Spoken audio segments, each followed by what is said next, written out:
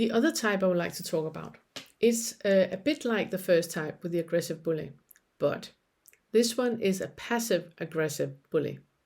And there are many, many similarities. There are many, many similarities where the aggressive bully has a hormonal picture of fighting. So do you if you are in the passive aggressive bully.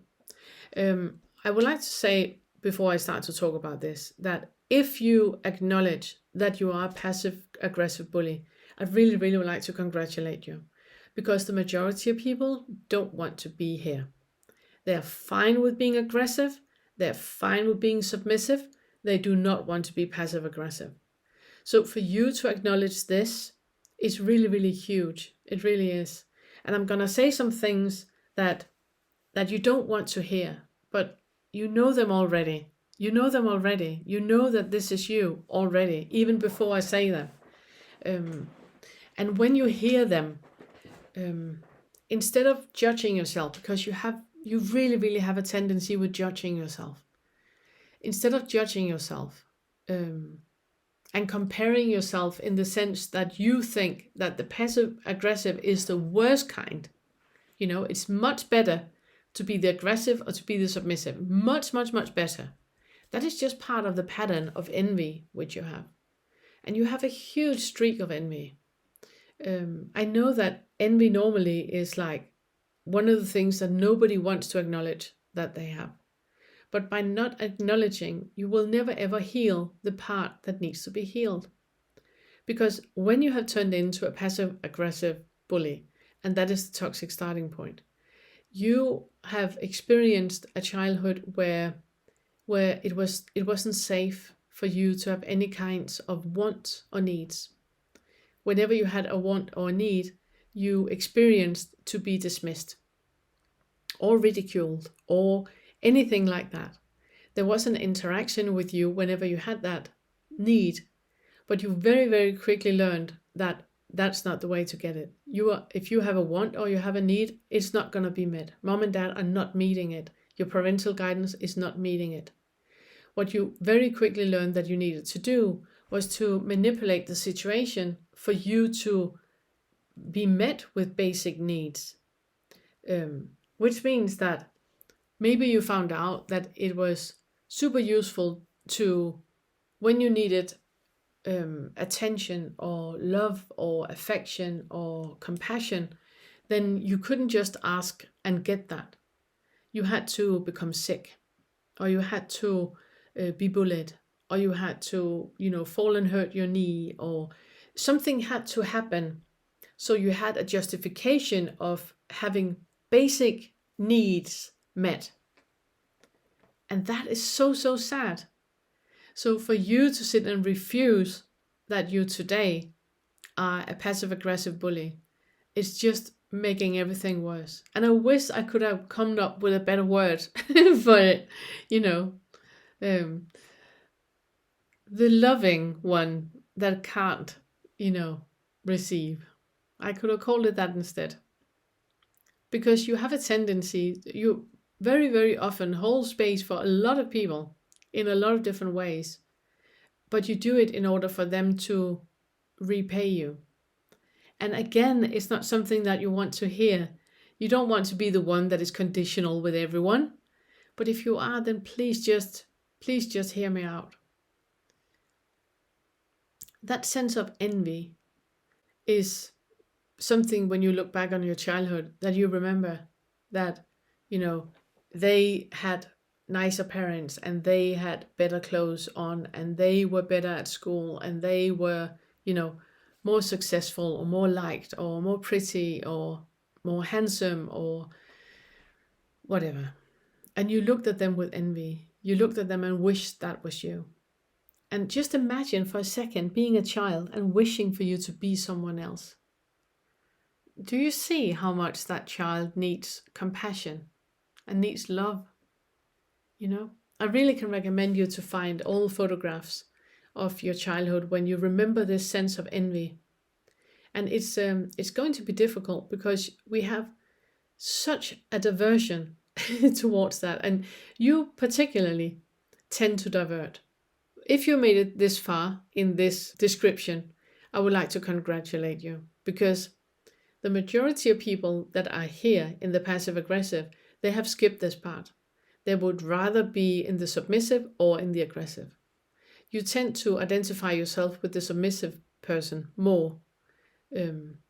But the thing is that the difference between the two is that the submissive person never lets anyone know that they suffer. You let everyone know that you suffer. Everyone knows that your life is hard and that you are struggling and that the bus was delayed and that you couldn't get a seat and that you forgot your umbrella on the bus, or that Janice, she's always on your case. You might even be Janice, you know. And this is the part that you don't want to hear, you know. But you really, really need to have compassion with that part of you. So the theme is an overall feeling of envy. And you have the idea that you only get what you need and what you want if you manipulate people to do it. You can't say straight up, I would like to have next weekend off work, or I would like a hug. You know that cannot happen.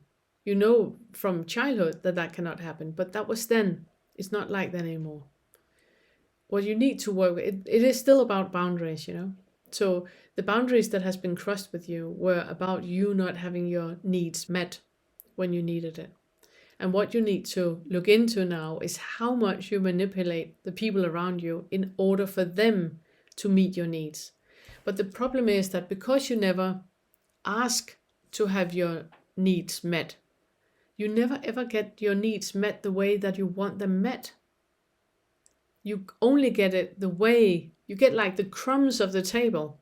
You know, you don't ever get what you really, really need because you're still not asking for it. And then you hold it against the other people that they only give you the crumbs of the table, that you're not getting like a full loaf of bread. But if you had asked for that, you would have gotten that. And that is what you need to step into. You need to step into that power of you. The symptoms that you have are the opposite of the aggressive. So the passive aggressive, you have too little symptoms, which means that you have low blood pressure, you have low stomach acidity, you have low thyroid, you have a low libido, you have depression, you have, in general, you have issues around your neck and your shoulders. So it's like the upper part. It's like from the cervical, from the base of the skull, the cervicals, until around thoracic 2, that you have issues. And it is because you have an issue with connecting from your mind to your body, where the aggressive bully is more or less like a head on a stick.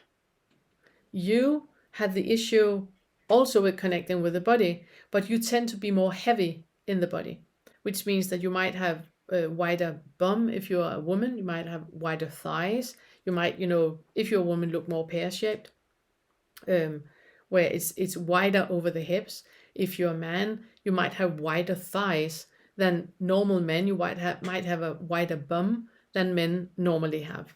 And it is about the hormonal pattern that you have, just like the other two the aggressive that I just talked about, that it was mainly about the adrenal glands and adrenaline and norepinephrine and cortisol. In your body, it's more about the thyroid hormones. And that is about energy in action. So it's about doing things. And so the pattern that you have with the different symptoms that you have is too low. You have low body temperature. You are usually very cold. Your bum cheeks are usually very cold. And you have jaw issues. You have ears issues. You have headaches. You have type 2 diabetes, or you have insulin resistance. So it's symptoms where it's like everything is too little. You're lacking energy in your body. And that's because there's no energetic action in doing things, because you're just sitting and waiting for the crumbs from the table. You have a tendency to ruminate about the past, where the aggressive bully is very much about the future and improving the future all the time. What you tend to do is look back at all the things you didn't do all the things you didn't say. And it's down to, having a cup of coffee, and after you had the coffee, you think, I should have had a glass of water instead. Or it's down to the past of things that you didn't do, didn't take the job that you wanted to, and didn't, stand up for yourself. You tend to ruminate about that, which is super unkind. There's nothing more unkind than ruminating about the past, because you cannot change it. You're caught. You're caught. In whatever issue is there, you're caught because you cannot change it. Yeah. And then you have an issue to complain. Now, this is another thing that you do not want to hear, but you tend to complain. You do. You tend to complain about other people, about the weather, about yourself all the time. You blame as well. But complaining is that's your go-to. That's your junk. And it's very much in line with with reality shows, where it's just about complaining. You love that kind of shows. You love that because it's straight into, and it's also about things that should have been done differently, that can't be changed at all. So that is very much complaining. That's your thing. Again, your main theme is in the 4th and the 5th, and I'm going to get back to you when we come to the 4th and the 5th, because there are so many things that you're going to realize right now. If you are already further along in the FetterWork and you're back here because you're starting to untangle why you cannot get moving on with the 4th and the 5th, it's probably about your toxic starting point here. The person that you are tends to create safety through manipulation. You have very early on been taught that asking to have your needs met is not going to happen, and it's unsafe to do so. So instead of asking to have your needs met, you manipulate people into the way that you want them to meet the needs. The hierarchically way that you view the world, you are still in the ego, right?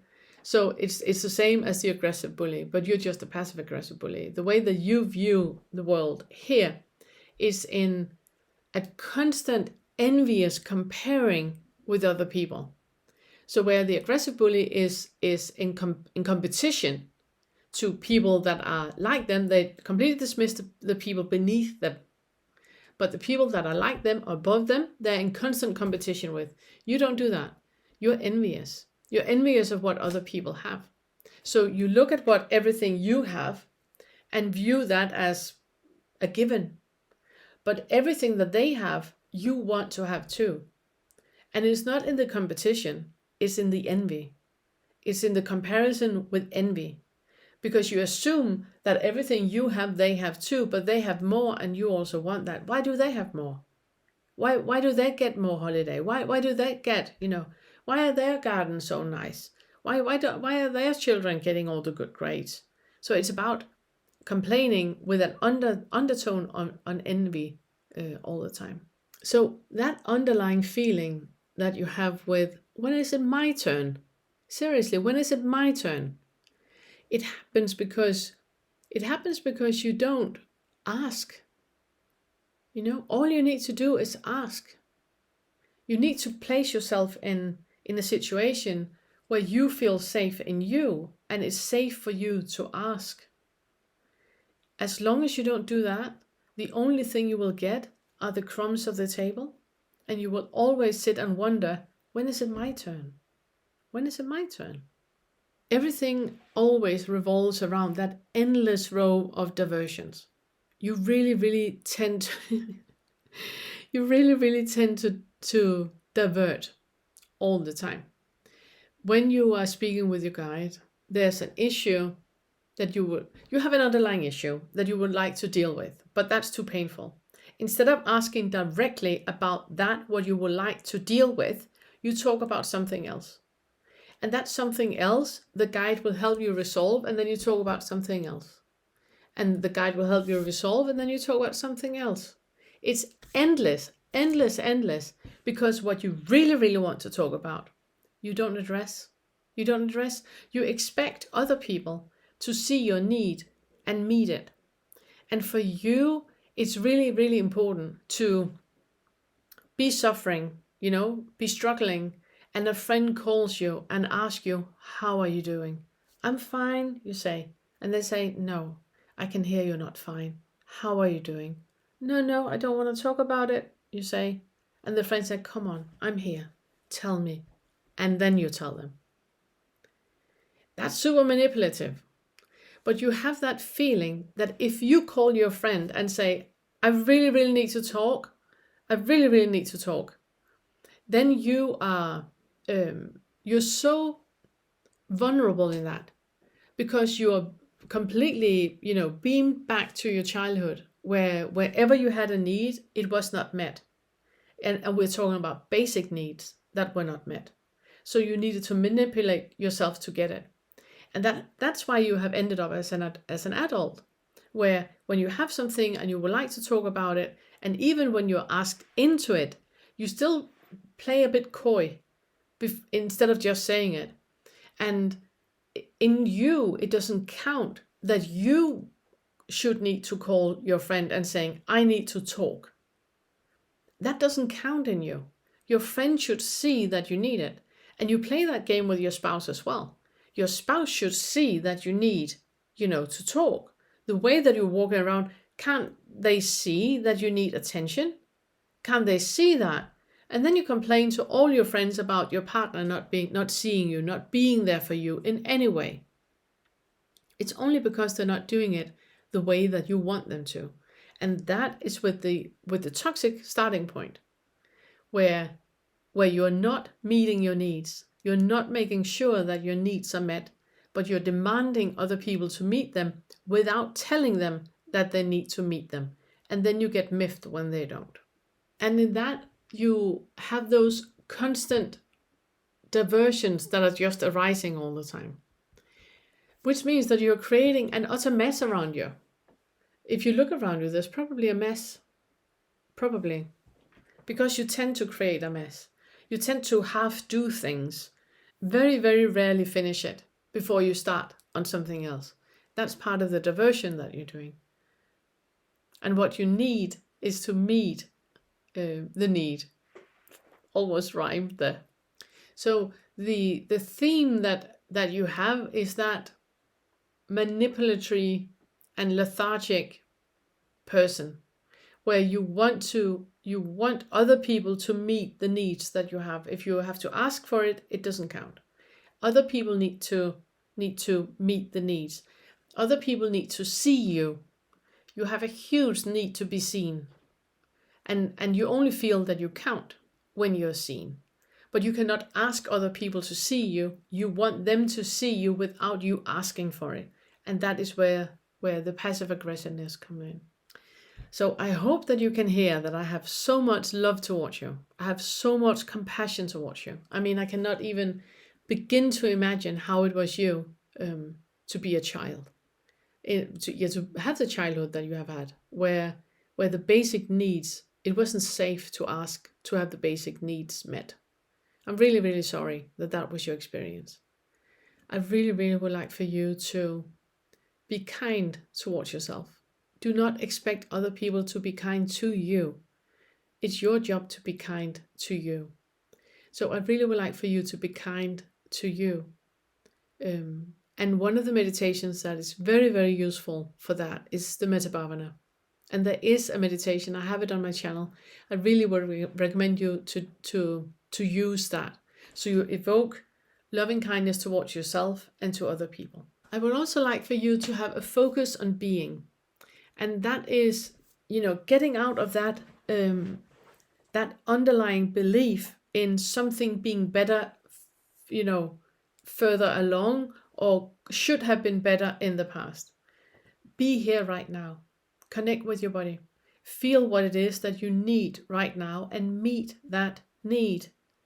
Don't wait around for other people to give you a crumb. Ask for the bread loaf. Ask for it. Go for it. Whatever you want, you're completely entitled to.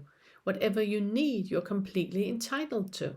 But you need to do that. You need to make sure that you meet that need. Nobody else are here on the planet to do that. You are. You are. And if you don't meet that need is never going to be met. And that little child in you deserves better. You bloody deserve better. So please connect with your body. Whatever you feel, stay with that. Breathe, breathe, breathe. Be with that. Whatever you feel, whatever comes up to the surface, be with that. Stop hating your body. Stop hating your thighs. Stop wanting to have more hair, less hair. Stop wanting, to lose weight or gain weight. Stop wanting anything to be different. You're fine. You're completely fine. And you're diverting. It's just a diversion. If you are, looking at losing weight, you're diverting. If you want to gain weight, you're diverting. If you want to be more clever and learn a new language and become more awakened, you're diverting. What is here right now? What are you experiencing in your body right now? What is alive in you right now? It's the only thing that needs your attention. So get back into that body enjoyment. I would like for you to start to go for walks or start to run if you can run. I would like for you to do something physically where you get up from the sofa and you do things. Because the issue is that you're waiting for things to happen and it's not happening. It's not happening. You're still sitting, like like a little bird in the bird's nest, waiting for mom and dad coming to feed you. It's not happening. It's not happening. There is only you left. The only one that can meet your needs is you. So the body enjoyment that I would like for you to do, it's very much connected with doing. So if you want to roller skate, if you want to trampoline jump, if you want to go square dancing, if you want to, whatever you want to do, see if you can think back to your childhood. What did you enjoy? Did you love go for a bike ride? Did you enjoy to skip roads? Did you enjoy whatever you enjoyed? Dancing, whatever you enjoyed. Get back to that body enjoyment of doing. And then you need to do. And I also would like for you to have a focus on the everyday contentment. I know that it's so easy for you to look into the past and all the things that you should have done different. What are you content with right now? I know it's so easy to look into how things could be different, that, oh my God, now the food burned again. Oh my God, now that happened again. That constant complaining that you're experiencing, stop it. Just stop it. Please stop. Make contact with your body. Where do you feel contentment right now? It might be in your pinky. It might be in your tummy. It might be in your thighs. Wherever do you feel contentment right now in your body? Make contact with that. Another thing I would like for you to practice is experiencing that it is safe for you to express your needs. You don't need to manipulate people. It's safe for you to express your needs. And when I say that, I don't mean that people are going to throw you a parade and bring you a layer cake. It's not what I'm talking about. I'm talking about in you. If you express a need, let's say towards your partner or towards a friend, you express a need and they go like, no, I'm so sorry, not now. You want a hug? They can't give you that right now. In you, you are still safe. You're still safe. That sense of rejection that just happened, that has nothing to do with you. If you think it has to do with you, then look back at the lesson just before this one, the one about bubble of reality. They are not rejecting you at all, ever. They're not. They're just saying that they're not up for a hug right now, and they're entitled to do that. That's got nothing to do with you not having your basic needs met. What you did was what I asked you to do, and that is stating your needs. Say what you need. That is the only thing that you want. It's just stating a need that you have. It's not so much about if it's being met. It's not that important for you.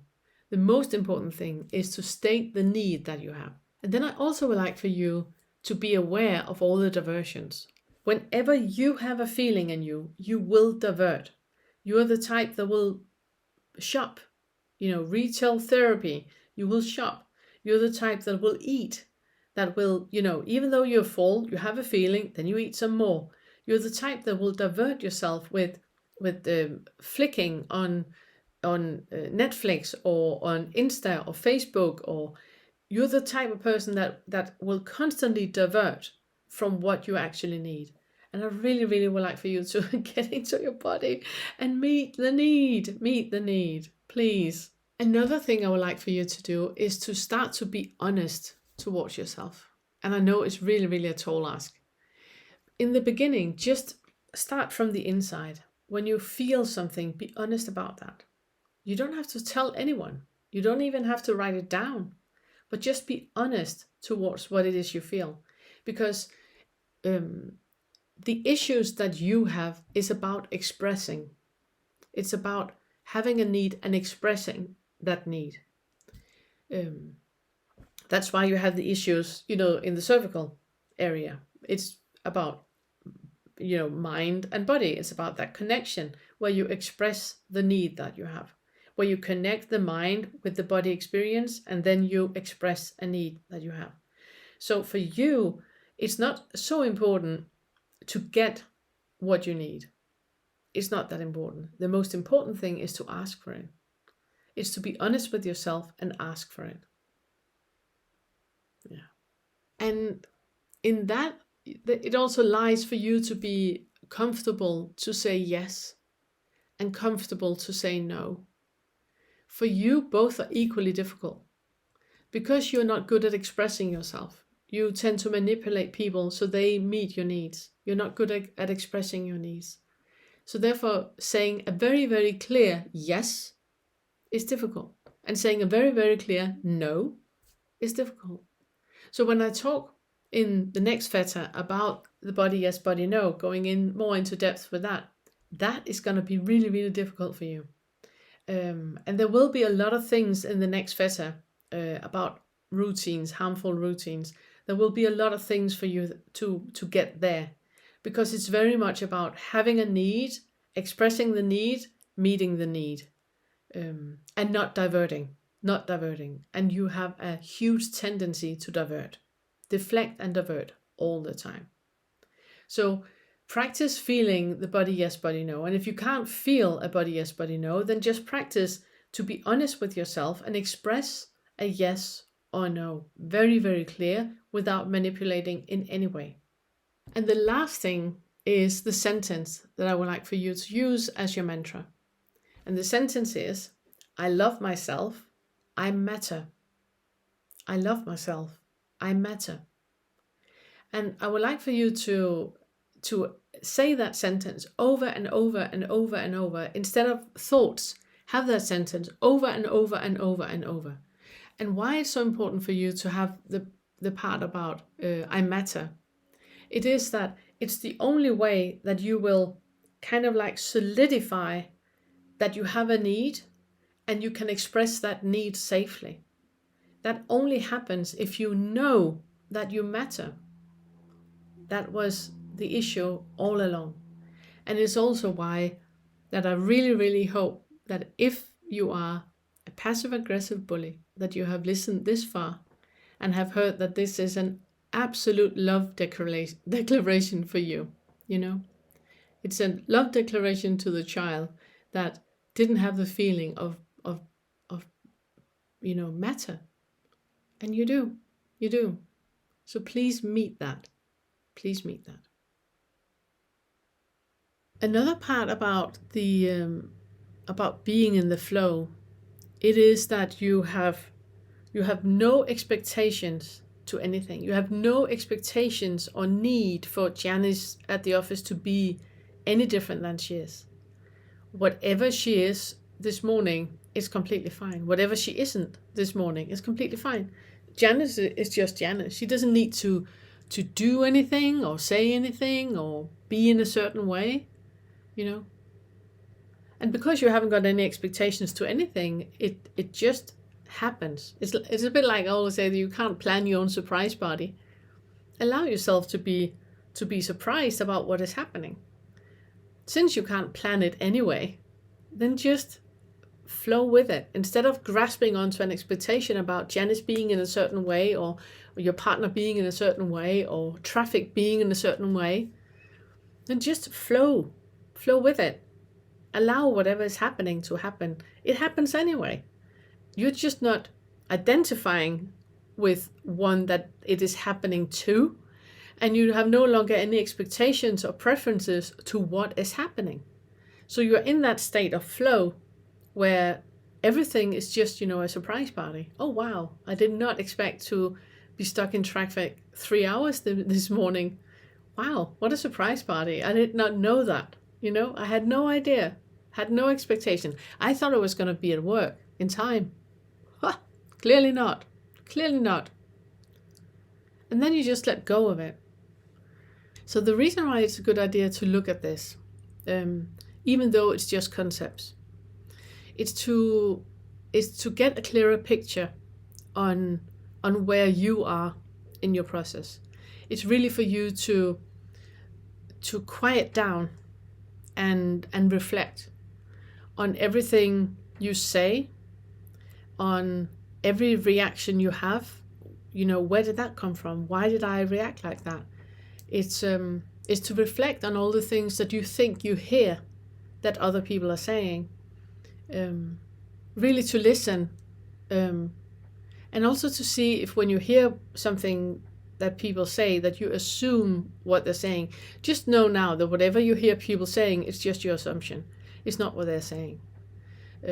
It's also why a lot of times you have probably experienced in your life that you have had arguments with people, and when you start to talk about it, you find out that you actually agree something went wrong in the communication. It's because that you didn't hear what they were saying. You heard and reacted to what you assumed they were saying, and they then reacted to what they assumed that you were saying as a response to what they were saying. It's a mess.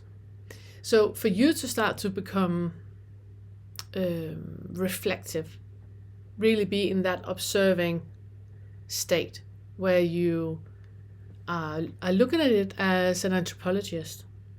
Whatever sensation you get, whatever feeling you get, whatever emotion you get, just look at it. Don't believe in any of it. Just like you can't believe in a thought, you don't need to believe in a feeling or an emotion. It's just chemistry. It's just chemistry. So instead of believing in it, then observing it. Really observing what is going on now. Why do I react like this to what was just said? What is it I believe that the person means with what was just said? How is this reflective of topics and issues in my life? If I hear that you're saying something that makes me feel really, really bad, then it's not something that the other person said. It's something in me that can be, tickled. So you start to get in contact with the underlying feeling of feeling really bad. And really bad is it's such a term that it's not clear enough. What is the underlying feeling? Really bad, that could be anything. Is it about guilt? Is it about shame, fear, anger? Which ones of the emotional indicators is that you are feeling right now? And you can normally become aware that something is being triggered in you, being activated in you by listening to the thoughts that you have.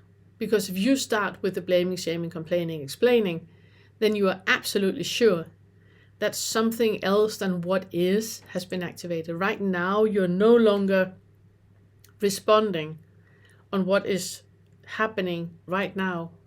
You are reacting to an old pattern, and you're projecting things about yourself that you do not like into what you assume that the other person is talking about, which the other person isn't, because the other person is only talking about themselves. So I think this is one of the really, really important lessons, this one about the bubble of reality. Really, really understanding that whatever thought you have, whatever words you say, however you perceive other people, all that is indications to you about something deeper in you, a deep-seated belief in you that needs your attention and needs your awareness. If you still get triggered, and you never get triggered, you get activated. Nobody can do anything to you, you do it yourself. If you still yell and you still react in traffic, if you still have any kind of those like, instant emotions happening, then there is an underlying belief that needs your awareness. There's still something that you need to look at. And I do know that this is like the most unpopular thing I could ever say, because everybody wants to be done with the fetters. They want to be done with all of it. They want to be awake and have understood it. Well, sweetheart, if you still react, you haven't. There's still stuff that needs your attention. And what's wrong with that? What's wrong with that? Why do you make that into an issue? It's not an issue. It's an underlying belief. It's something in you that needs your awareness and your attention, your compassion, your love, your acceptance. What's wrong with that? There's nothing wrong with that. So when you yell at someone, or when you are reactive and you feel that anger, just arising in you quickly, and it's just as quickly done again, it is a sign, it is a sign that there's something in you that needs your awareness and that needs your attention. And there's nothing wrong with that. Why would there be anything wrong with that? So just create the space that you obviously need. You clearly need a hug, Create the space and give yourself that. Look into it. There's nothing wrong with you. There's nothing wrong with you. It's fine. Completely fine.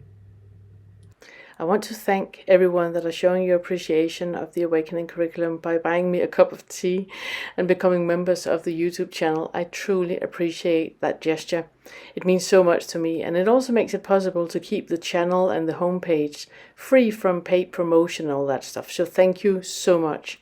And if you're new to the channel, then you find the full Awakening curriculum either on the YouTube channel or on my homepage, themore.uk. The Awakening curriculum is a free resource for you to use the FetterWork in resolving the effects of trauma and integrating insights of non-self and non-duality into your daily life and become awake.